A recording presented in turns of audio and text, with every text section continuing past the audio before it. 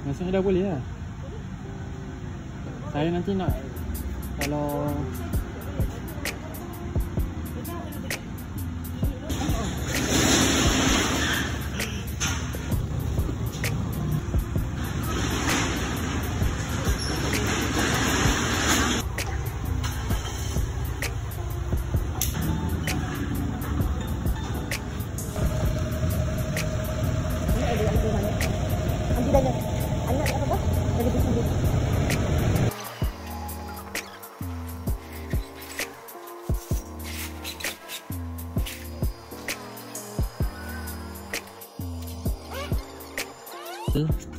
ni dah barang-barang dia tadi. Ni barang lebihan untuk next service. Minyak ATF ada lagi. Oh, ada satu yang tak buka lagi, cantik. Minyak ATF ni mahal guys, mahal. So kalau boleh jimat, kita jimat. Untuk cabin tak pakai juga. Biasa barang-barang spare part kena tak sini. Bapak tak. Okay guys, tadi barang JV kita sudah sampai. Tadi semua dengan bubble wrap guys. Sangat-sangat cantik. Sekarang kita pindah sini sebab kita nak bawa dan kita nak isi terus.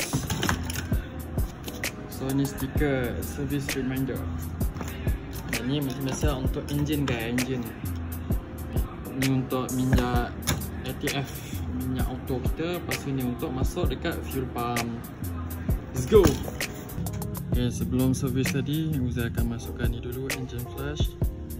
Kita mulakan dengan premium nano additive. Kat sini, jom.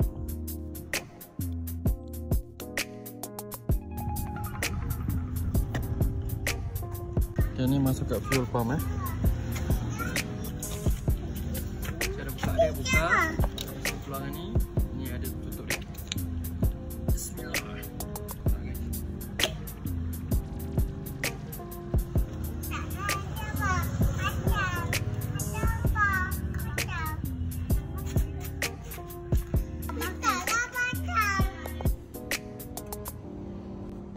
Berada tadi tak tahu guys mana satu lubang minyak auto.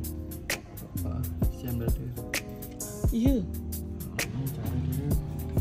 Tunggang tu measurement.